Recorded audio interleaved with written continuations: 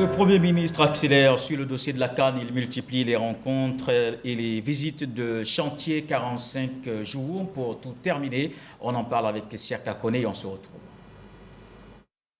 La Commission électorale indépendante, de sa déclaration du jeudi 26 octobre dernier, a annoncé la reprise des élections dans 10 circonscriptions, dont une région, celle du Guémont. Le Conseil d'État a ordonné la reprise des élections dans les circonscriptions suscitées, en plus des communes de Kouibli et Sarala et de la région du Gaumont, où la commission électorale n'a pu proclamer les résultats pour diverses causes ayant entaché la sincérité du scrutin. Ainsi, les collèges électoraux sont convoqués le samedi 2 décembre 2023 en vue des élections des conseillers régionaux de la région du Guémont et des conseillers municipaux des communes de San Pedro, Oumé, Tia-Salé. Cette visite de chantier effectuée le 26 octobre par le Premier ministre, ministre du Sport et du cadre de vie sur la voie de sortie d'Abidjan et la voie de contournement d'Abidjan dite Y4 a accouché d'un ultimatum. Il s'agit de 45 jours au maximum pour l'achèvement de ces ouvrages. La voie Y4 faisant près de 26 km comprend 2 tronçons pour un montant de 120 milliards de francs CFA. Sur le premier tronçon, les travaux sont suffisamment avancés, tandis que les travaux du deuxième tronçon accusent un énorme retard. Ce deuxième tronçon, qui part de la route de Benjerville jusqu'au stade Alassane Ouattara de BMP, signale 5 points critiques. Ces points dits critiques seront au cœur des séances de travail incessamment entre le ministre de l'Équipement et de l'Entretien routier et les entreprises en charge de ces travaux. Le Premier ministre n'a pas manqué de rappeler l'intérêt du tronçon Y4.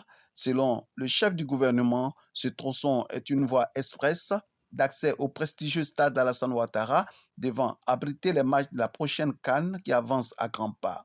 Concernant la sortie est d'Abidjan allant du 3e pont de Yopougon à la station de péage d'Anyama, le chef du gouvernement s'est félicité de l'avancée notable de ces travaux.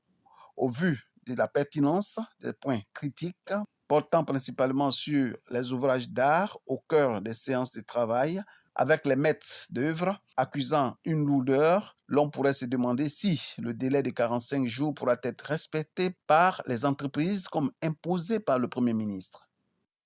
Alors, avec cette question de Siaka Kone que je pose à Félix Boni, est-ce que 45 jours, c'est tenable? Le reporter l'a dit tantôt, 45 jours imposés par le Premier ministre. C'est-à-dire que c'est une injonction qui a été donnée aux entreprises qui sont sur les partenaires pour pouvoir finir. Ça veut dire que, est-ce que l'injonction répond techniquement aux moyens mis en œuvre pour pouvoir tenir dans ce temps? C'est une grosse interrogation. Mais on peut déjà se satisfaire que beaucoup de choses, beaucoup de chantiers sont très avancés. J'ai suivi par exemple dans ces 2 jours au niveau du stade de Bimpe, les gens travaillent 24 heures sur 24 et je crois qu'à la suite de cette injonction, ces entreprises ont dû mettre les bouchées doubles pour éventuellement pouvoir respecter ces délais. Alors le Premier ministre, qui est lui-même un ingénieur général en travaux publics, ne donne pas ces délais aussi par hasard. Il s'y connaît, il sait que si ce n'est pas tenable en 45 jours, il ne va pas nous faire livrer des ouvrages qui seront peut-être mal achevés et qui pourraient nous causer éventuellement des soucis. S'il a donné ces 45 jours, c'est bien évidemment parce qu'il sait que c'est tenable. Peut-être même avec un bonus de délai encore en plus. Donc moi, je ne doute pas que dans ces 45 jours, nous puissions disposer de toutes les infrastructures. Le reporter a parlé tantôt des œuvres d'art.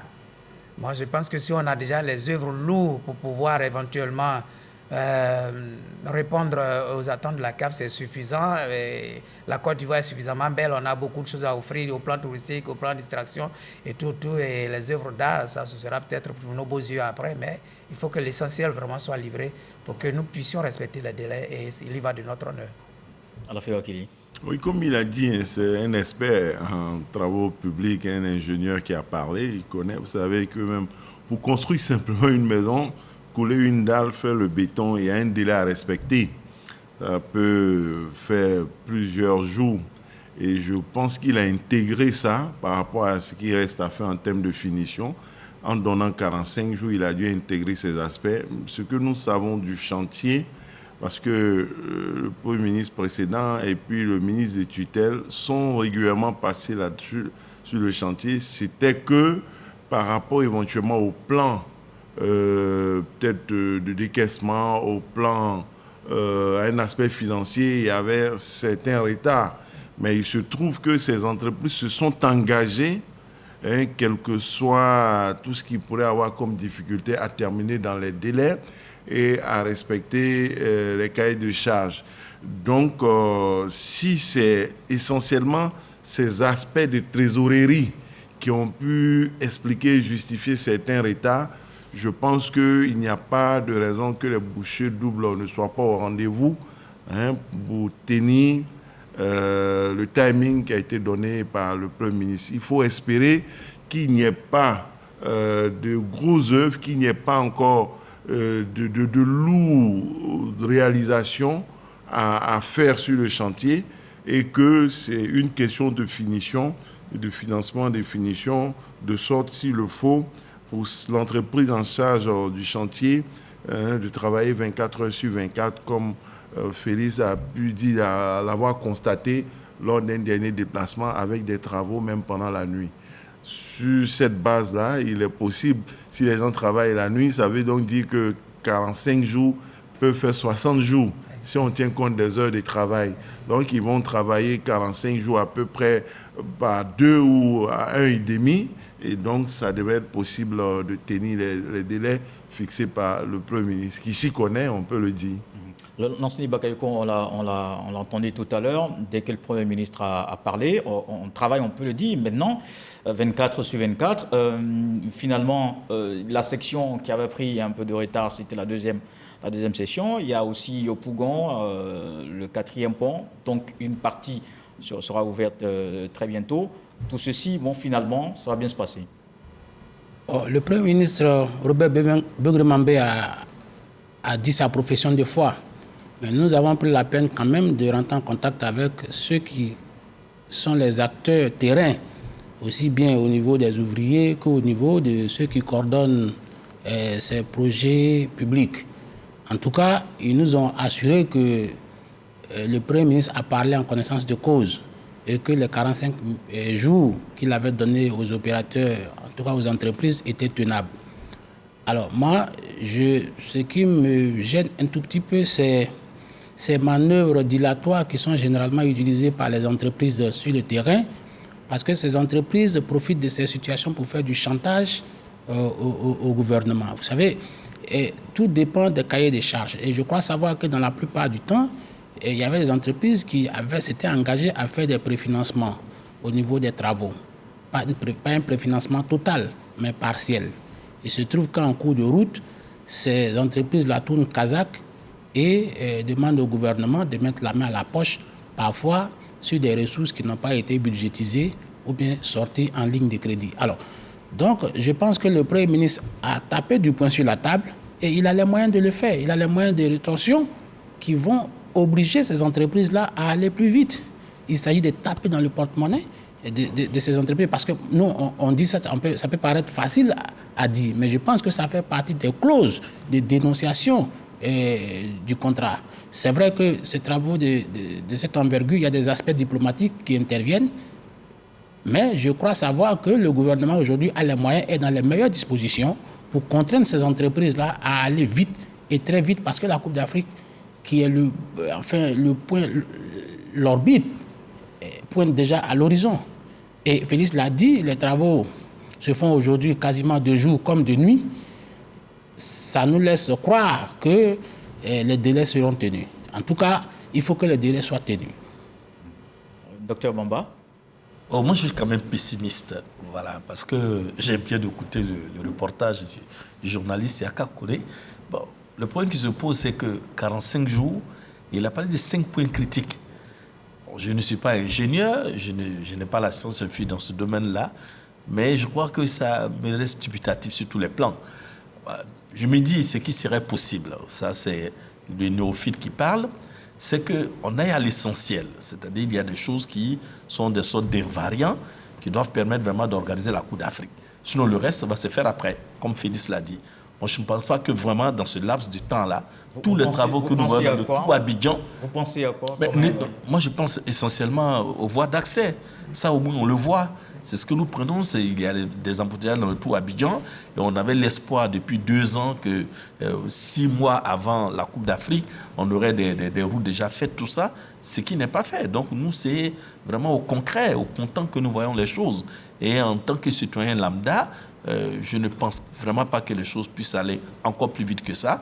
Par contre, ce qui me réjouit, c'est que pour la Coupe d'Afrique, il y a des éléments essentiels, il y a des travaux essentiels qui vont être en tout cas faits pour qu'on arrive à organiser comme il se doit vraiment cette Coupe d'Afrique, surtout à Abidjan. Sinon, à l'intérieur du pays, je crois que logiquement, il n'y a peut-être pas grand problème à Boaké, à Yamoussoukro, à San Pedro et à Korogo, mais dans Abidjan, il y a un problème. Le problème aussi, c'est qu'on a un point de mire dans notre imaginaire collectif historique récent, on a Ebimpe. Donc Ebimpe paraît être le point d'orgue par excellence. Si jamais tout se résout à ce niveau-là, ça va. Pour Ebimpe, j'en parle parce que ceux qui sont allés pour le match Côte d'Ivoire-Mali n'ont pas parlé seulement du stade, ils ont parlé des voies d'accès. Comment faire pour y accéder et comment faire pour en sortir. C'est ça vraiment qui est le point nodal. Mais là, je peux vous rassurer. C'est pour ça justement qu'il y a... À ce niveau, je crois qu'il n'y a pas de souci. Hein. Oui, il y a Y4, il y a... La fluidité, la voie a été bitumée pratiquement. Bonnie, je voudrais dire que ce que nous voudrions, c'est qu'on puisse le voir en grandeur nature comme pendant le match Côte d'Ivoire-Mali. Là, en grandeur nature, on a vu qu'il y avait des problèmes. Oui. Si cette fois-ci, Dieu merci, il n'y en a pas, tant mieux. Mais en gros, 45 jours pour moi... Je peux vous rassurer parce que j'ai pratiqué cette voie. Aujourd'hui même, j'avoue qu'il n'y a pas d'endroit où on s'arrête, il n'y a pas de ralentissement, mais il y a quand même quelques niveaux de finition qui... Et je crois qu'à ce niveau-là, si c'est bien que ça, je pourrais dire qu'on pourrait tenir les délais. Par contre, Boaké, je crois qu'il y a des travaux qui doivent se faire, notamment dans le centre du Boaké, où les voiries doivent être refaites, parce que c'est l'espace, je dirais, le cœur même de la vie de Boaké. Parce que le stade est vraiment sur une voie principale. Les travaux ont été lancés. Et ces travaux ont été lancés, mais ce n'est pas des travaux lourds également aussi. Je crois que c'est juste pour... J'allais dire, renforcer le bitume, les voies d'accès. Et ça aussi, ça peut se faire. Moi, je suis au niveau des BIMP, il y a eu quand même des évolutions. Il y a eu une avancée. Et le match, les 2 derniers matchs amicaux de la Côte d'Ivoire ont failli se jouer là-bas. Mais il y avait 2 options. Il fallait aussi tester le stade au Faux-Boigny en grandeur nature, en termes de match officiel, après la finition. Et puis, c'est... un jour ou 48 heures avant ces 2 matchs-là que les routes BIMP étaient terminées et étaient libres, accessibles à la circulation. Donc la FIF n'a pas voulu prendre de risques immédiatement. Et ça fera bientôt 1 mois à la date du prochain match des éléphants, le 17, je crois. Donc ça fera bientôt 1 mois que les travaux sont plus ou moins terminés aussi à ce niveau, avec le délai que le Premier ministre vient de donner. Donc vous verrez, dans une dizaine de jours, il y a un match qui est prévu là-bas. Ce sera une opportunité de faire un test aussi bien pour l'accès au stade par rapport aux routes que pour la pelouse, même si ce jour-là, il ne pleut pas. Mais il nous semble qu'il y a eu des tests sous la pluie pour s'assurer que les choses se sont améliorées. Donc, il faut espérer que les choses se passent bien à cette date qui nous donnera encore 30 jours. C'est le 9 novembre. Le 9 novembre, qui nous donnera encore 30 jours environ avant la fin du délai donné par le Premier ministre. Moi, je pense que le professeur a peut-être des raisons de douter, mais je pense que depuis les incidents de BIMP, les choses ont favorablement évolué en faveur de l'organisation tranquille de la Coupe d'Afrique des Nations. Peut-être dans le commentaire de Siaka Kone, il a parlé de points critiques. J'imagine que c'est le mot critique qui puisse l'effrayer. Mais le point critique, c'est un terme des travaux publics qui ne veut pas dire que c'est des situations de non-retour, comme on peut le penser dans le domaine médical. Mais aujourd'hui, la Côte d'Ivoire, en tout cas, à plus de 95%, pour ne même pas dire à 100%, c'est parce que la Côte d'Ivoire s'est mis une pression. Elle veut être, c'est une organisation élitiste de la Coupe d'Afrique que nous avons juré à nos visiteurs. Donc la Côte d'Ivoire veut se donner le maximum possible le maximum possible, parce que ça doit être la plus belle Coupe d'Afrique du continent que le continent n'a jamais organisée. Voilà l'engagement que nous avons pris. Sinon, ce qui se passe aujourd'hui, il y a beaucoup de pays qui n'ont même pas fait même 75% de ce que la Côte d'Ivoire a fait aujourd'hui, mais la compétition s'y est déroulée. C'est vrai qu'on ne peut pas se complaire dans cette manière de voir, mais il y a des raisons d'être fiers d'être ivoiriens. En tout cas, nous serons fiers davantage le 13 janvier prochain. Donc, je vais rebondir sur ce que... Même la dernière CAN au Cameroun, les premiers matchs, vous souvenez-vous, les premiers matchs, on a joué pratiquement dans des patates, des champs de patates. C'est-à-dire qu'après, au fur et à mesure, ça a été rattrapé. Mais là, il n'y a pas de problème sur les stades. Il y avait des problèmes mineurs d'électricité qui avaient été relevés par la CAF.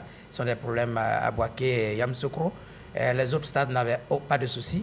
Les voies d'accès, comme je l'ai dit, je les pratiquais aujourd'hui même. En aller, en retour, c'est-à-dire le week-end, et je me suis rendu compte que la voie d'accès de Bimpe, il n'y a qu'une petite partie où il y a du bitume à mettre. Je ne crois pas qu'on puisse mettre 45 jours pour mettre du bitume. C'est des choses qui peuvent se faire en une semaine. Et puis il y a les bacs là-bas. N'oublions pas que malgré même les bacs, on circule sans s'arrêter.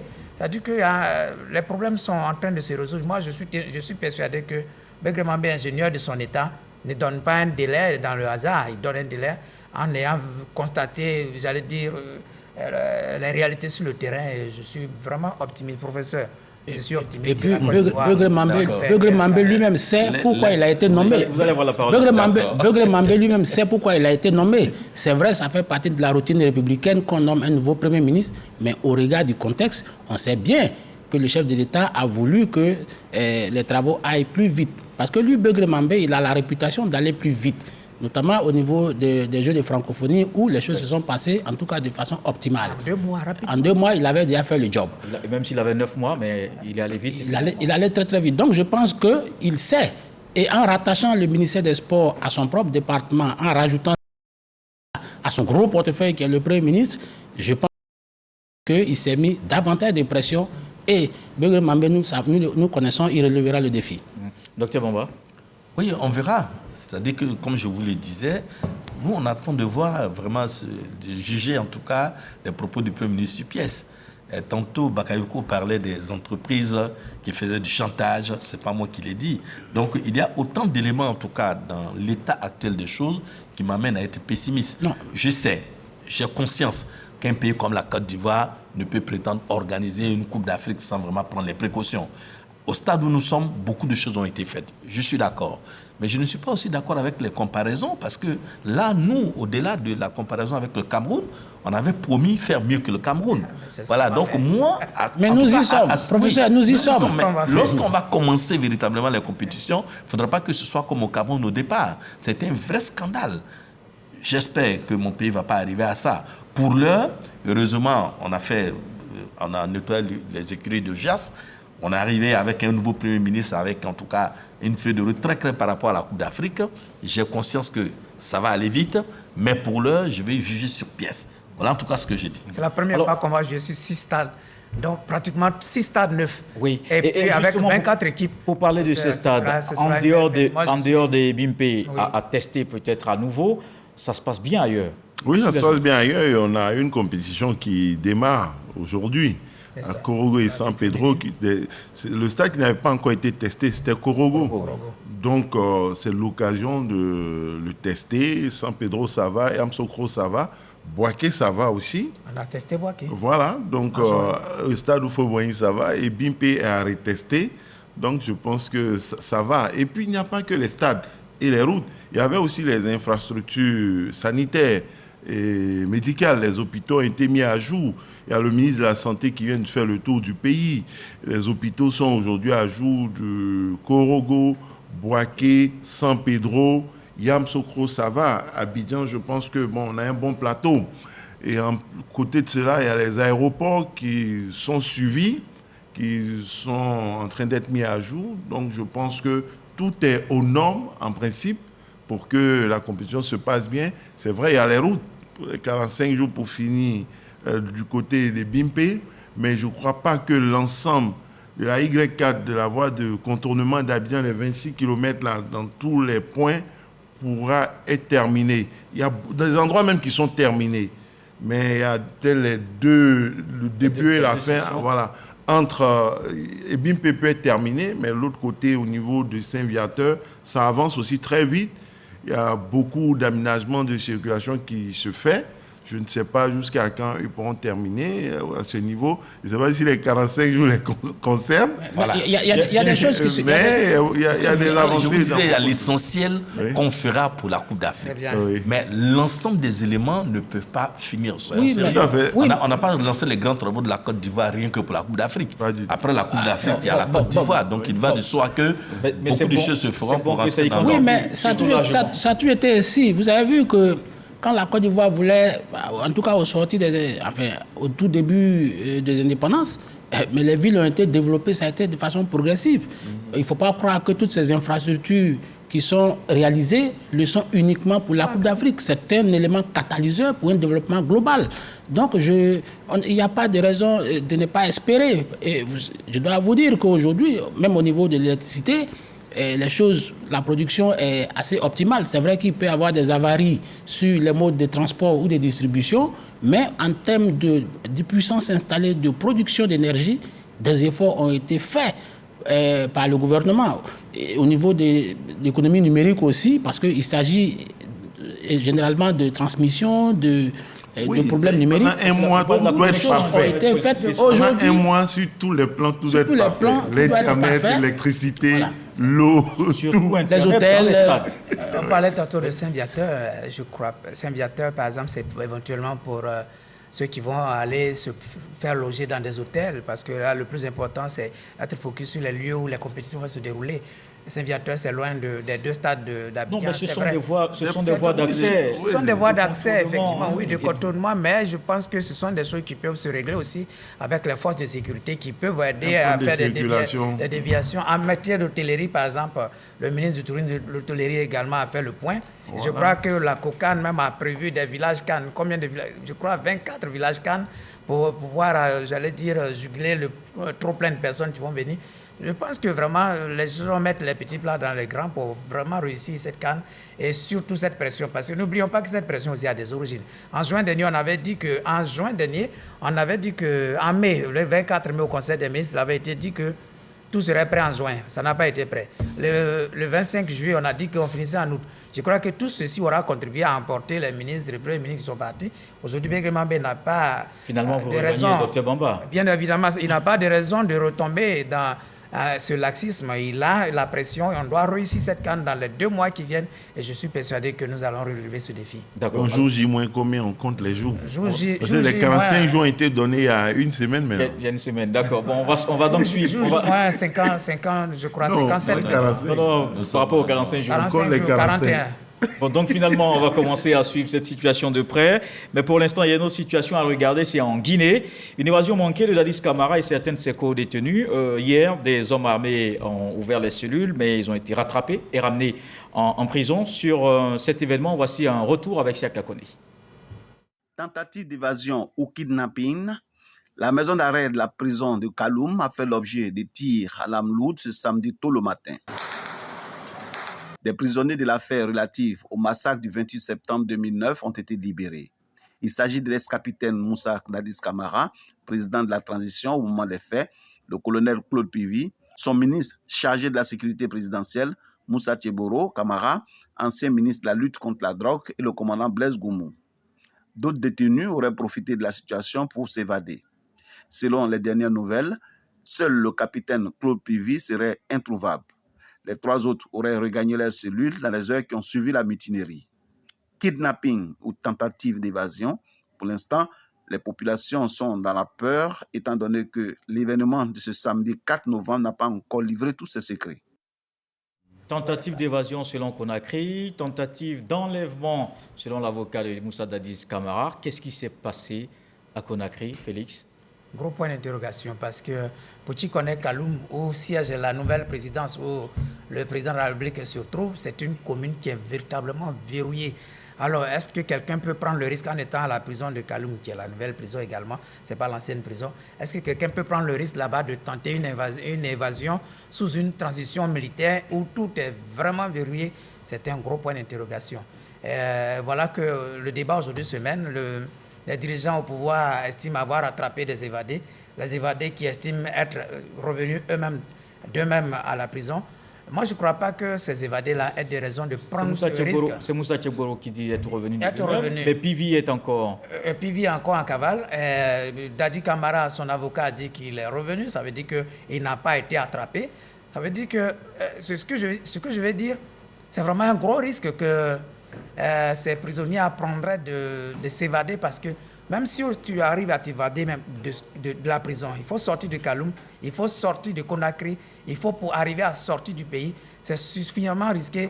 Et je me pose réellement la question de savoir qu'est-ce qui a bien pu passer. Comment ces éléments armés ont pu avoir accès à la prison de Kaloum pour pouvoir aller faire tout ce qui a été fait. Vraiment, vous pensez à quoi finalement? Je pense à un complot. Qui est derrière ce complot? Qui a fait ce complot? Qui gagne à ce complot? Je crois que les jours à venir nous réservent des surprises par rapport à ce sujet. Oui, on se pose des questions. La seule chose qui permet de ne pas affirmer totalement que c'est une mise en scène, c'est le fait que Pivi n'est pas encore joignable. Il n'a pas encore été retrouvé. Mais en même temps, ce qui suscite de nouvelles interrogations, c'est qu'est-ce qui est advenu du commando qui a attaqué la prison.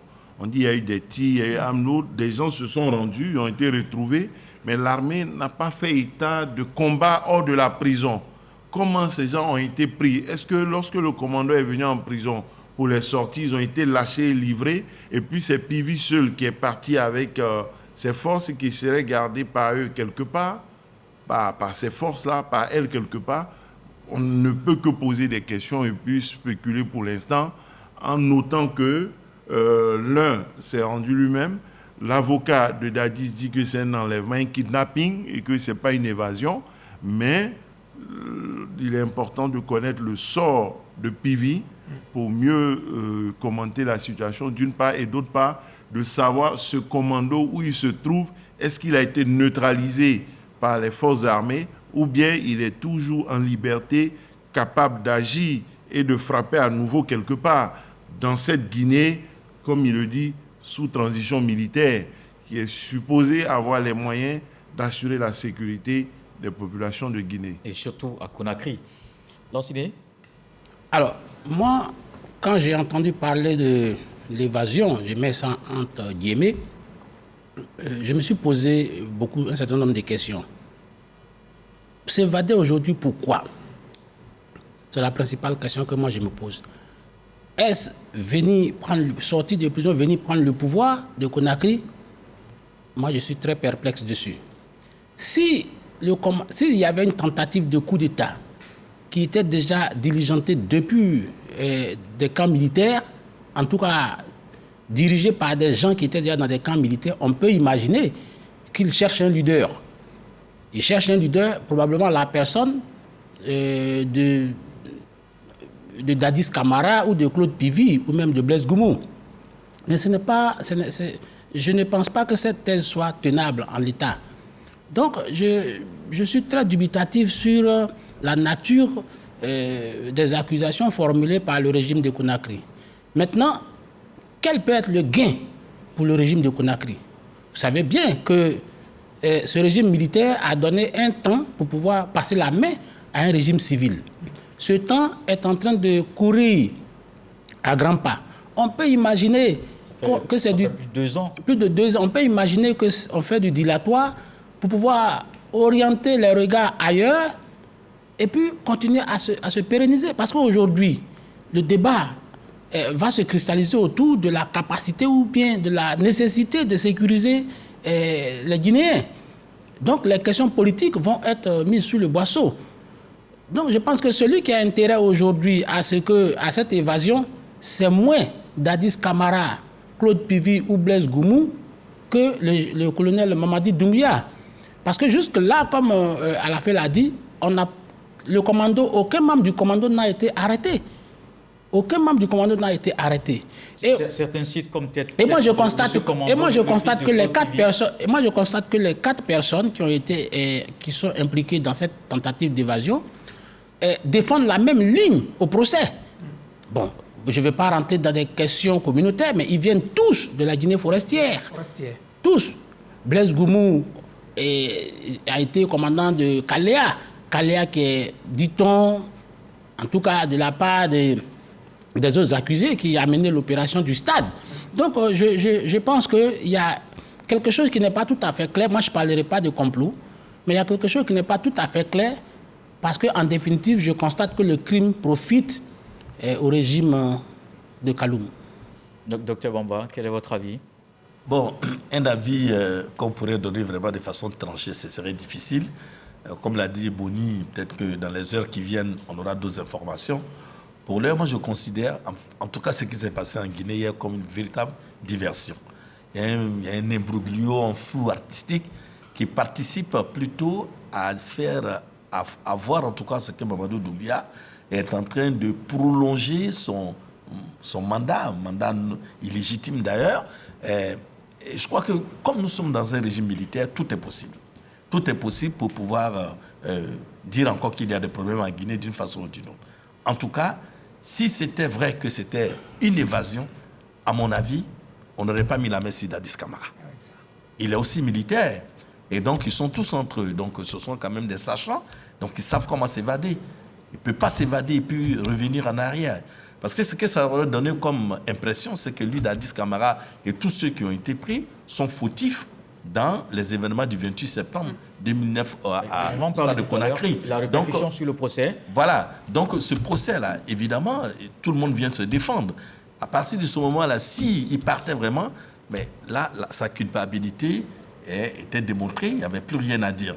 Le fait qu'il se rende, qu'il revienne, et par rapport à tous les arguments qui ont été avancés, pour moi en tout cas, ça fait un flop, quoi, sincèrement. Et ce qui est curieux, c'est qu'aucune caserne ne s'est ralliée. Aucune. Alors qu'on pourrait imaginer que Dadis Camara a des hommes dans les casernes, ou ses co-accusés ont des hommes dans les casernes qui sont prêts à faire le coup de feu pour remettre Mamadou Doumbia hors d'état, en tout cas hors du pouvoir. Or, aujourd'hui, personne... Alors, sur quoi ces évadés présumés auraient pu compter pour pouvoir garantir leur évasion? Exact. Où est-ce qu'ils peuvent aller? En Côte d'Ivoire, au Burkina, au Mali, au Libéria? Je ne pense pas qu'aujourd'hui, le monde tel qu'il fonctionne aujourd'hui, quelqu'un puisse se faufiler comme un rat dans des buissons. Ça, je ne crois pas à cette thèse. Moi, je crois que sous réserve de retrouver Pivi et sous réserve d'avoir des nouvelles du commando, il est aussi possible de voir une autre thèse à côté de la diversion et d'un coup des putschistes. Ça peut être aussi un signe d'une faiblesse et du fait qu'il y a toujours un noyau mort qui existe, qui a voulu tester la capacité de réaction des forces, qui a attaqué la prison, qui a pu les sortir et éventuellement qui essaie de voir quel est le dispositif de maillage du territoire qui existe et qui peut avoir une seconde phase d'action dans les jours à venir. Il ne faut pas exclure cela. Ils ont regardé le dispositif. Ça veut dire... Cette hypothèse tombe parce que personne n'a posé de résistance dans la prison. On laisse la fiabilité d'abord. Non, il y a eu des tirs. Il y a eu des tirs. Il y a peut-être... D'ailleurs, parce que ça a commencé. Voilà, c'est là que ça a commencé. Donc, ils ont tenté de tester la capacité et il n'est pas exclu que... Il ne faut pas exclure qu'il puisse y avoir d'autres opérations si cette transition-là veut continuer, comme vous l'avez dit, à s'éterniser. Si c'est elle qui a fait le coup, tant mieux pour elle, elle peut rester. Mais si ce n'est pas elle qui a fait le coup, et si on ne retrouve pas Pivi, je pense qu'ils ont lieu de mettre le dispositif d'alerte en éveil durablement et ne pas dormir sur leur laurier. Félix, c'est une hypothèse à ne pas exclure. Mais Conakry a 7 communes. Et de 7 communes de Conakry, la commune la plus sécurisée de Conakry, c'est la commune de Kaloum. Et c'est à Kaloum qu'on trouve le plus de caméras de surveillance. Ce qui, curieusement, m'étonne que des gens puissent pénétrer Kaloum, faire ces opérations-là, repartir sans qu'on ait pu attraper ne serait-ce qu'une personne. C'est là aussi que peut-être cette hypothèse ne me semble pas totalement plausible. C'est-à-dire, moi, je reste toujours dans l'hypothèse d'une mise en scène. Parce que rentrer à Kaloum et ressortir de Kaloum sans qu'on ait pu identifier un individu, ne serait-ce que des engins pour pouvoir traquer ces personnes et puis sous une transition militaire, c'est-à-dire faire tout ça à Conakry. Alors Conakry, il n'y a pas suffisamment de rues. La rue principale de Conakry, c'est Bambeto, qui a 2 axes, 2 fois 2 voies. À part ça, Conakry, il n'y a pas suffisamment de rues. Comment ces gens ont pu faire ceci, sortir impunément? Le porte-parole sans du aucun gouvernement souci? a dit qu'ils sont repartis à moto. Ils sont repartis à moto. Où? Parce que même en Guinée, il y a des problèmes de route qui font que, sous une transition militaire, il y a toujours des moyens pour traquer ces personnes. Et puis Dadi Camara, ce n'est pas quelqu'un qu'on a rencontré en rentrant en Guinée. Il est venu de lui-même pour venir, participer au procès. Je ne vois pas quelle est la motivation pour lui de chercher à s'évader, d'autant plus que jusqu'à preuve du contraire, il réclame son innocence. Et je crois que c'est plutôt risqué de chercher à s'évader en risquant sa vie parce qu'on pouvait facilement les abattre sous un régime militaire. Donc là, moi, je reste toujours focus sur la thèse d'une mise en scène et on attendra de voir la suite. Félix l'a dit, Kaloum, c'est une vraie forteresse aujourd'hui. Absolument. C'est une entrée, une sortie. Exact. C'est une île, Kaloum. Et c'est là-bas que se trouve l'ensemble des institutions de la République. Il continue le siège de la présidence. C'est là que se trouve le siège de la présidence. C'est Koutoureya. C'est là-bas aussi que se trouvent les principales casernes. Et même les forces spéciales. Y compris des forces spéciales. Donc je ne vois pas comment Dadis, qui n'a aucun appui dans l'armée, parce que s'il avait des appuis, et ces appuis se seraient manifestés. Et moi, je pense que pour que l'évasion soit plausible, il aurait fallu que la menace vienne d'une caserne.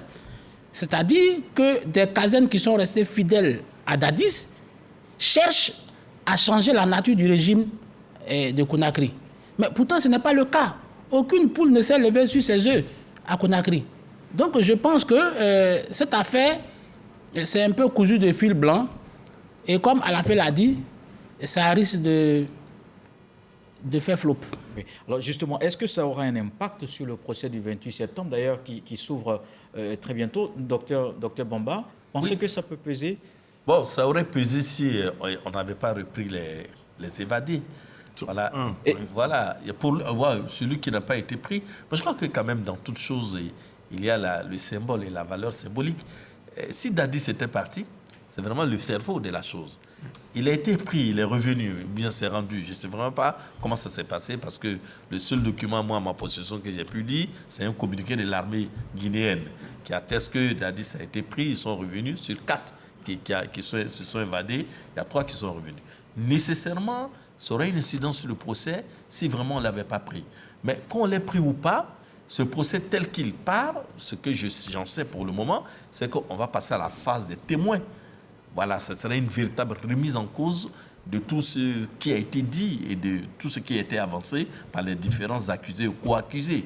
À partir de ce moment-là, on peut aussi lire cette histoire-là à l'aune de ce qui va se passer dans le procès. Comme on sait que maintenant les témoins doivent venir dire leur part de vérité, est-ce que ce ne serait pas aussi une hypothèse qui est participée à faire en sorte qu'on ait cette évasion-là? Bon, en tout cas, elle n'a pas réussi. L'essentiel, c'est ça. Donc, en un mot comme en mille, forcément, le procès va se poursuivre. Ça aurait une incidence là-dessus. Est-ce qu'ils seront accusés d'avoir tenté de s'évader? Bon, je crois que l'avocat de Dadis dit qu'il serait enlevé, que ce n'est pas de son propre fait. Tout ça, vraiment, reste encore flou, moi-même dans ma tête, dans la mesure où je n'ai pas en tout cas beaucoup d'éléments pour pouvoir argumenter dans un sens ou dans un autre. Vous savez, ce procès, il va continuer certainement, il faut le souhaiter. Mais en même temps, ce procès devrait annoncer un autre. Le procès de ces poutistes actuels, je suppose qu'ils le savent. Parce qu'ils ont tué aussi en venant. Il n'y a pas eu 50, 100 morts comme pour Dadis, mais il y a eu des morts dans leur prise de pouvoir. Une dizaine, il faut une enquête, et un jour, il faut un procès. Et c'est en cela qu'il faut saluer ce procès qu'ils sont en train de faire. Ils n'étaient même pas légitimes pour le faire, mais demain, leur propre procès aura lieu. Même s'ils font une loi d'amnistie avant de partir, ça ne les met pas à l'abri. Il faudra, eux aussi, qu'un jour, leur procès soit fait.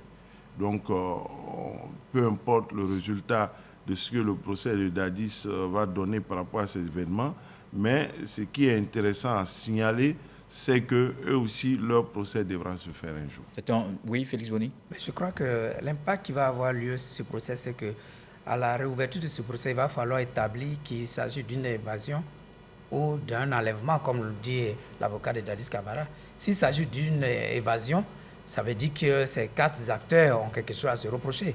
S'il ne s'agit pas d'une évasion, alors qu'est-ce qui s'est passé? Qui a bien manœuvré et quel est l'objectif que voulait atteindre la personne?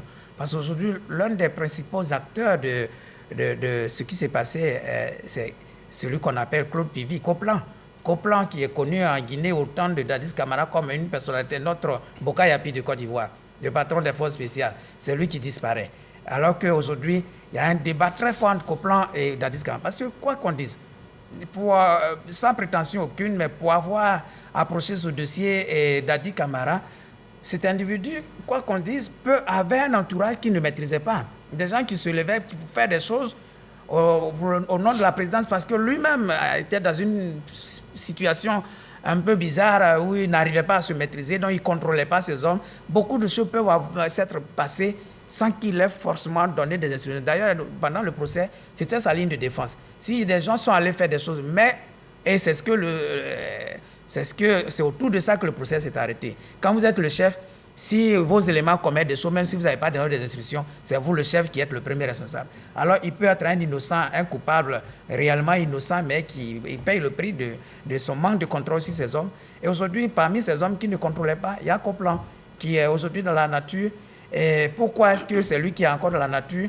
Est-ce que ces personnes-là, ces ravisseurs ou ces personnes qui ont fait cette mise en scène le tiennent pour d'autres raisons? Mais je crois que tout ça va avoir un impact sur la reprise du procès. Il va falloir éclaircir cette situation avant que les témoins éventuellement ne viennent livrer leur témoignage. Donc pour la reprise d'enchaîner, il va falloir commencer par cet événement? Je ne pense pas, parce que vous savez, au cours du procès, il y avait un autre procès qui aurait dû se faire avant aussi. Parce qu'il se trouve que Toumba avait tiré sur Dadis Camara. Vous avez vu que quelqu'un a tenté de lever ce voile et le juge Tunkara avait dit que pour le moment, cette question n'était pas, en tout cas dans le renvoi de dossier, le renvoi qu'il a reçu du juge dans l'ordonnance de... Et pourtant, c'est parce qu'il y avait une discordance par rapport à qui a donné l'instruction pour aller au stade et que Toumba était en train d'être mise en difficulté qu'il avait tiré. Moi, je suis dans les faits. Je suis dans les faits. Oui, ce sont les mêmes faits. Les deux sont liés. Ce sont les mêmes. Je suis dans les faits. Dissocié par le tribunal. Dissocié, Félix. J'y suis allé quand les faits se sont produits. Les deux faits sont réellement, effectivement, affaits. Ça a été dissocié. Sur le volet judiciaire. Et puis le massacre a eu lieu avant le truc de Toumba aussi. Ne serait-ce que pour une question de méthodologie, on ne peut pas mettre toutes ces affaires-là dans le même panier. Il faut dissocier. C'est une question simplement méthodologique. C'est pour ça que je répète que quand quelqu'un a voulu soulever le fait que Toumba ait tiré sur Dadis Camara, le juge a dit que dans l'ordonnance de renvoi qui a convoqué ce procès, cette affaire n'y était pas. Donc cette affaire aurait pu intervenir ultérieurement. Et je pense qu'aujourd'hui, la tentative d'évasion, c'est une autre procédure. Parce qu'il y a des enquêtes qui vont être menées. Or, le procès qui est en cours, toutes les enquêtes sont déjà menées, tout est bouclé, à moins qu'il y ait des éléments nouveaux, mais toutes les enquêtes sont menées. Aujourd'hui, nous sommes au procès. Donc, il y a un nouveau juge d'instruction qui va être nommé pour enquêter. D'ailleurs, le procureur général de Conakry a déjà mandaté le procureur de la Cour d'appel pour diligenter une enquête sur cette tentative d'évasion. Donc, je pense que tous ces procès vont être menés individuellement. Ce que je vais ajouter, Coplan dont tu parles, sa réputation... C'est vrai, Claude, oui, ça s'appelle Coplan aussi. C'est son surnom qui est Coplan. Coplan a eu sa réputation au cours des guerres du Libéria, puisque tout le monde sait que, je ne vais pas créer d'incident diplomatique, mais cette guerre, la Guinée avait, sous Lansana Conté, avait un lien avec cette guerre qui s'est passée au Libéria. Donc Coplan, depuis 1987, est utilisé par, en tout cas a été utilisé par le régime de Lansana Conté pour le représenter durement dans le conflit libérien. Donc c'est là qu'il a tiré sa réputation. Mais je constate qu'au cours de ce procès, tous essaient même, je peux dire à la limite, essaient de le décharger. Parce que c'est lui qui est moins déchargé. Quand j'ai écouté le témoignage de Baouri, il n'a pas parlé de Claude Pivi. Il a parlé d'autres personnes. Pas lui. Quand j'ai écouté le témoignage de l'ancien Premier ministre, lui aussi, effectivement, a parlé. La plupart n'incriminent pas au premier chef Claude Pivi. C'est vrai, on dit qu'il est d'une brutalité légendaire, inouïe, mais pour les événements du 28 septembre, jusque-là, il a fait preuve de magnanimité vis-à-vis des manifestants et il n'est pas abondamment cité. Ceux qui sont abondamment cités, ce sont ces 3 qui ont été récupérés, c'est-à-dire Blaise Goumou, présumé commandant du camp de Kalea, Tcheboro Kamara, réputé excessivement brutal, qui voulait, d'après Toumba, qui voulait forcément se faire une place et qui voulait à coûte que coûte montrer sa loyauté au capitaine Toumba, puisque d'après Toumba, il n'était pas, au capitaine Dadis, puisque d'après lui, il n'était pas dans le plan initial, c'est-à-dire qu'il n'a pas participé au coup de feu qui a amené Dadis au pouvoir. Et on a vu Dadis lui-même qui est le commanditaire présumé de toute cette affaire. Donc c'est ceux-là qui sont aujourd'hui rattrapés et Claude Pivy se trouve dans la nature. Et il y a plusieurs affaires comme ça dans ce procès du 28 septembre, en Guinée aussi, et certainement le procès à venir, comme l'a souhaité à la fin de ceux qui sont à la transition en Guinée. Donc on va suivre cette affaire aussi en Guinée. Messieurs, je vous remercie. Alafe Wakili, Félix Boni, Dr Bamba Sidiki, Lansine Bakayoko, merci à vous de nous avoir suivis. L'émission réalisée par Sophie Brou. Merci à toutes les équipes techniques autour. À dimanche pour un autre numéro du Club de la Presse.